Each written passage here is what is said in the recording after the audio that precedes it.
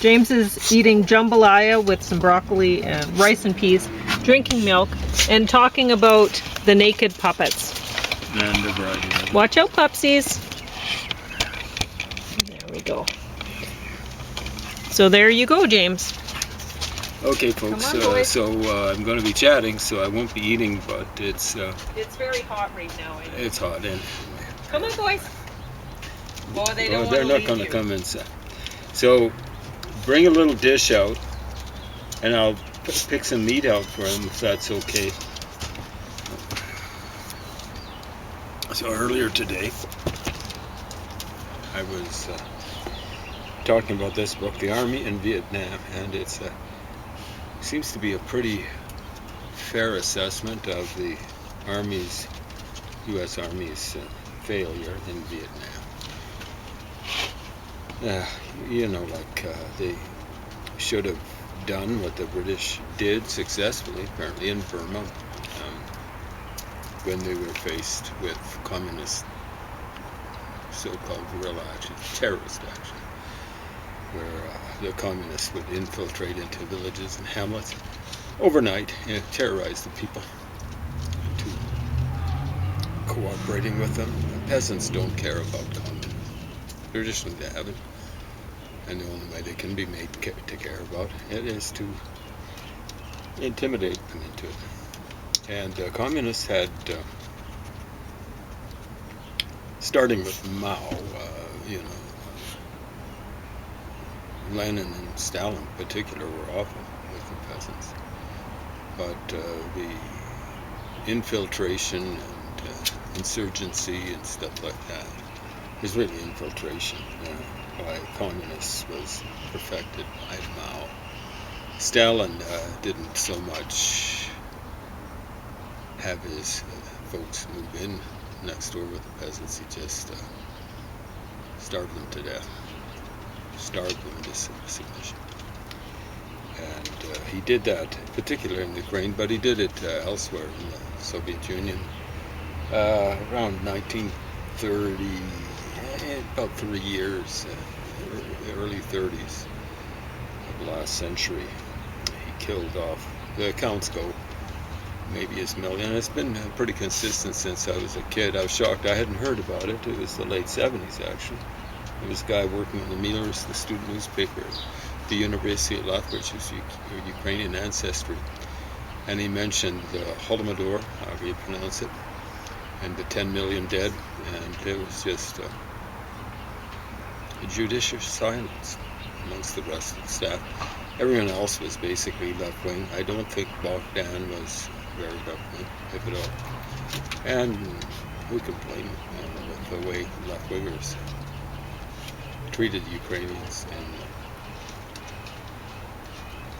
the Soviet Union? Absolutely disgusting, especially under Stalin. And, they moved Ruskies in. That's incidentally colonization and imperialization was happening in my lifetime too. Still going on, even though communism theoretically doesn't exist in once and formers of once and future. So or present. So it's basically Soviet Union with a huge slathering of nationalism on top of it, and political or religious intolerance as well. The Soviet Union was, strictly speaking, had a severe amount of religious intolerance, but the religion was putatively anti-religious. But a religion is just a belief system. You don't have to believe in God. I don't think Buddhists really believe in it. Theoretically don't believe in God. They don't really believe in heaven, believe in an afterlife. A religion is just a belief system. And communism is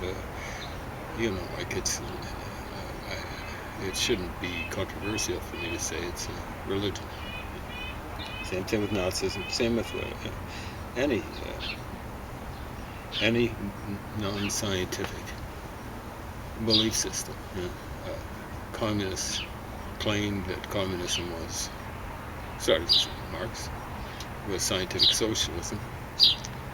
It really wasn't, to me the most important part of socialism is not so much sharing goods, but sharing power.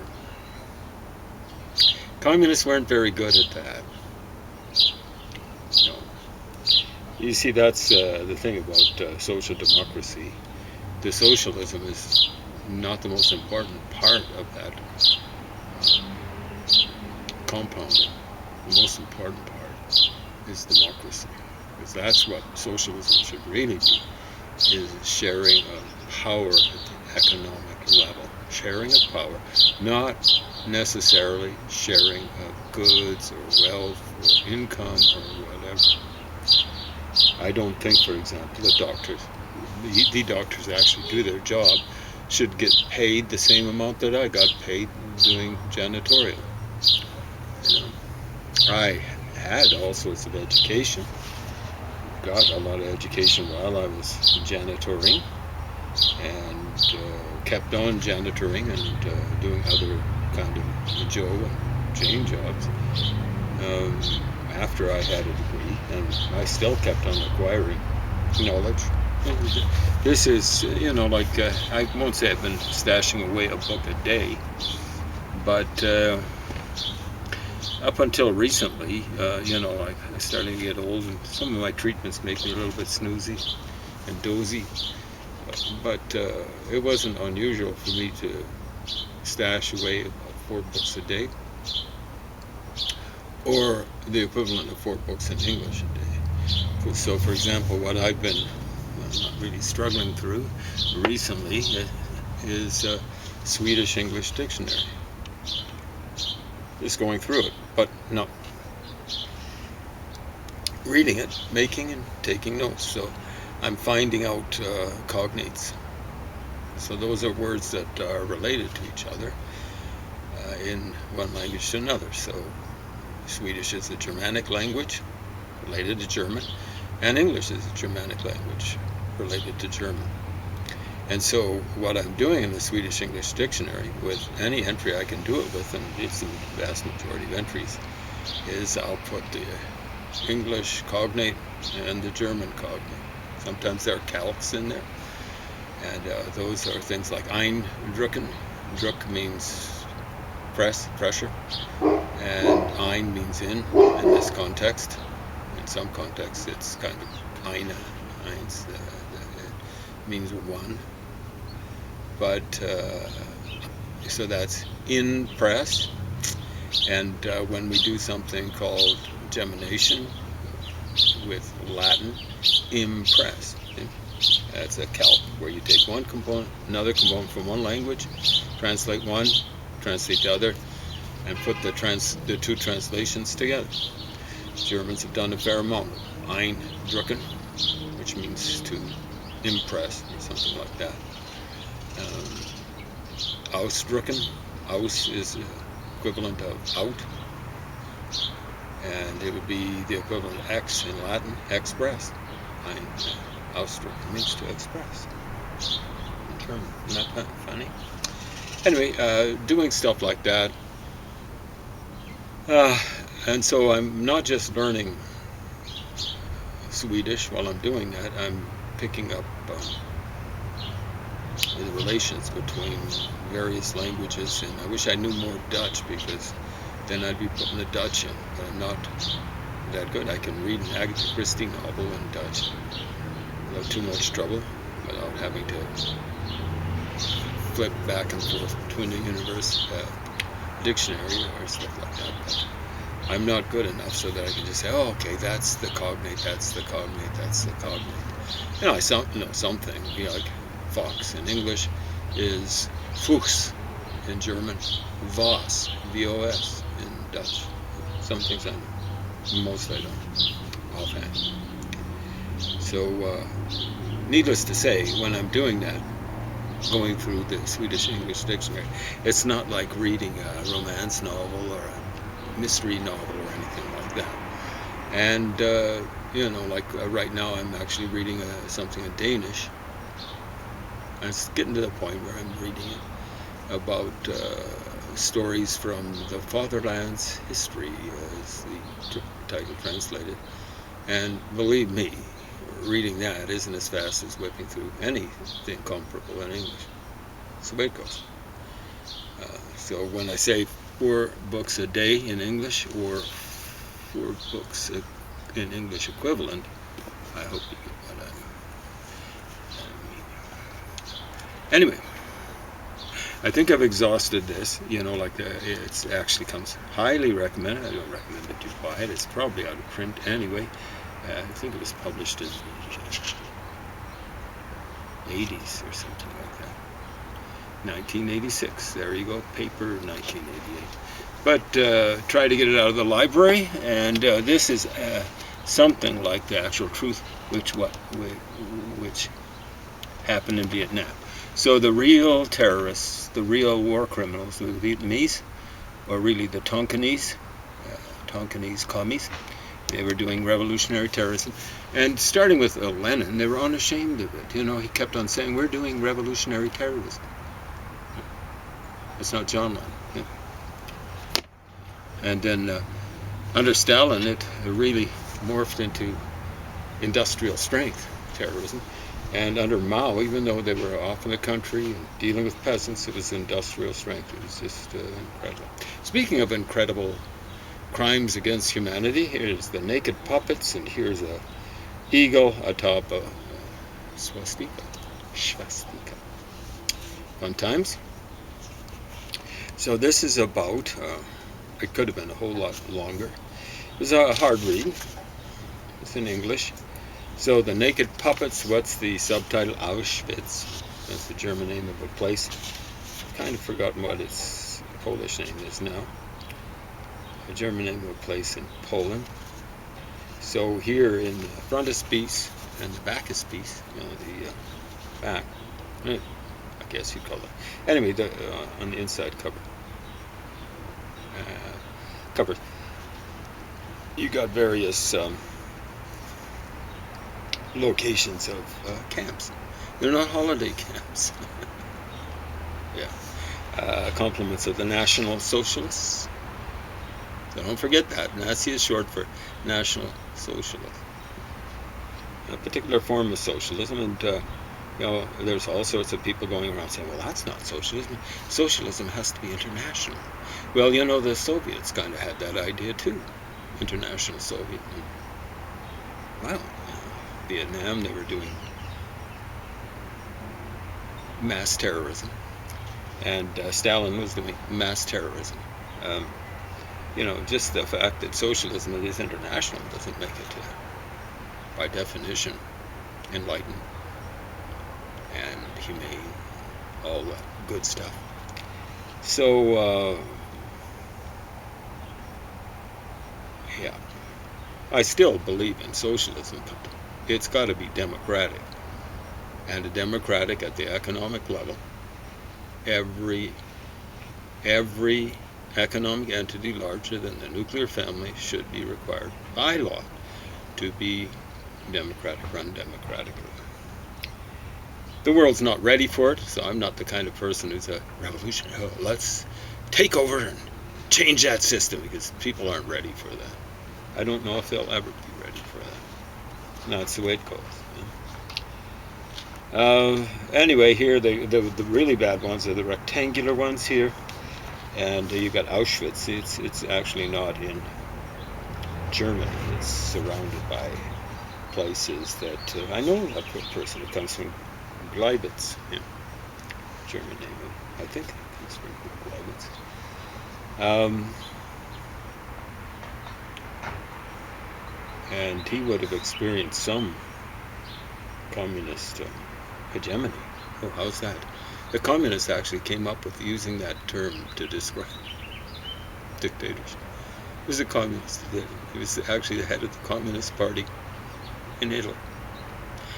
I guess an appointee of Joseph Stalin. He's a contemporary of Joseph Stalin. So, when left-wingers use hegemony to describe in uncomplimentary terms what happens under capitalism, that's not just hypocrisy, it's hyper hypocrisy. Like there's never been a capitalist entity that's been a political entity that's been anything like Stalin's rule in the Soviet Union, misrule, whatever you want to call it. Want to call it or don't want to call it. Anyway, yeah, there's some awful places here. Mauthausen. I always thought it was Majdanek, but I think that's in Lublin. I think that's in Poland. So it's probably pronounced Majdanek. Oranienburg, Sachsenhausen, awful. Yeah, like Neuengamme, right next to Hamburg. I ran across someone from Hamburg recently who was behaving in a very fascist manner. Young enough maybe to be my daughter. Right next door, Neuengamme. She's behaving less like, what was her name? Kircher. Last name, I think it's her last name. The woman who was dating a Beatle for a while, until that Beatle died. And that was Sutcliffe, Stu Sutcliffe, I think. He never made it big because he died. But Hamburg isn't just a place where this woman Kircher came from. Hope I got that last name. But it's also a place where Joseph Goebbels came from. So one of the nastier people to ever disgrace the 20th century. The propaganda minister for the Nazi Party. Eventually for the whole of Nazi Reich. The Third Reich. So yeah, lots of Osnabrück, Flossenburg is back there, Struthof, Natzweiler, Schirmeck, Grosse Rosen, big roses, Theresienstadt, Theresa's Stadt, or city. Yeah, awful names. Stutthof. Yeah, those are the big ones. Did I say Bergen-Belsen? That one's infamous. Buchenwald, I think that's fairly close to München, or as we in England, or in English, mispronounce it. Oh, no, Buchenwald wasn't there. They've got that next to Weimar. Yeah, Dachau was near Munich. Buchenwald looks to have been in Upper Saxony. I think that's beech forest or something like that. Anyway, there's some pictures in here. The bad ones are really grainy, hard to see. But this is for the enlightenment of, they tend to be left-wingers who are. So here's how women had to slap. Do you call those koyas? I think of that koya as being associated with kind of like little things that you go crawl into sleep on ships. But you can see there are multiple women in there. And they'd have to climb up, stepping on people's hands, heads, or whatever, to get the upper koyas. I think there were three rows of freezing temperatures. Most of the people were worked to death. They weren't fed adequately. Yeah. So not enough food.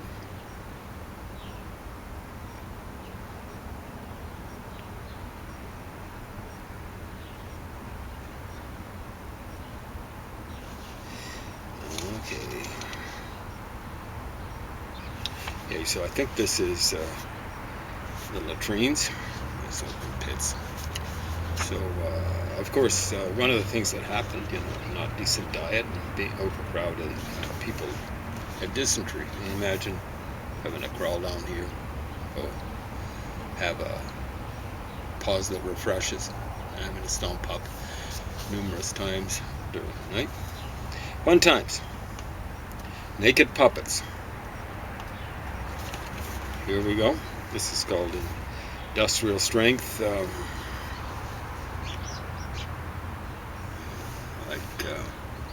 Persecution. There are the places where these poor people had to stay. These poor puppets. They had to have their heads shaved for lice. The Germans wanted to, the lice spread disease.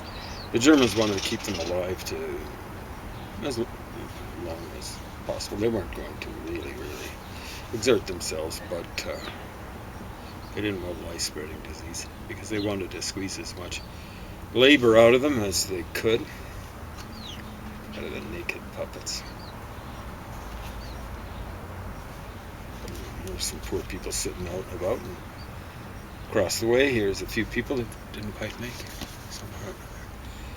Overwork, undernourished, warmed up. Oh, here, this is, let's see here, these things on little tracks here. Crematoria. Yeah, I wonder what sort of bodies they were getting rid of there. I wonder if it could have been human bodies. I'll spare you that picture. Here's Heinrich Himmler, the chicken farmer. I suspect it didn't cost him much pangs of conscience to lop the heads off chickens way back then. Big trouble is he had the same problem with people. Heinrich Himmler. I don't know why Hitler trusted him. Heinrich would have killed him, or thought he could have got away with it, and stuff like that. We have 6 minutes and Good. 50 seconds. Yeah. Don't pick off me, it's not mine. Come on, Elvis and Opie.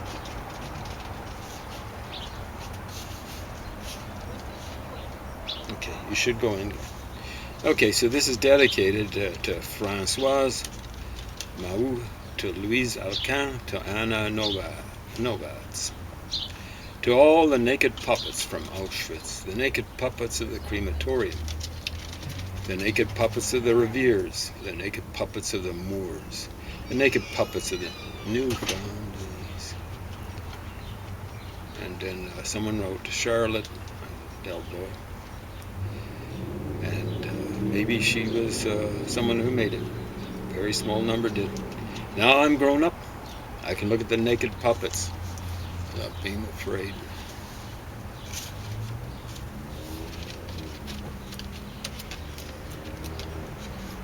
Big stout Frau Langenfeld. Remember the name, folks. A name that'll live in infamy. Here's the head of Auschwitz, commandant, I think would be the term. Here's, never forget his name. A name that'll live in infamy. Big stout Frau Langenfeld, chief guard of the Auschwitz women's camp, attended the lice check of a commando one December morning. Seeing the naked women shivering in the snow, so yeah, naked out in the snow, she shrugged her shoulders, saying, "Those aren't naked women, they're naked puppets. That's all they are, naked puppets." From that day on, the guards called us naked puppets. So that's a woman called Titania Mayak, Budapest, October 1970. She made it to witness against this form of National Socialism. It's both national and socialism. The vast majority of countries that achieved independence in the 60s and early 70s, some in the late 50s, were exactly that. Well, commie socialists, really, even worse. Okay?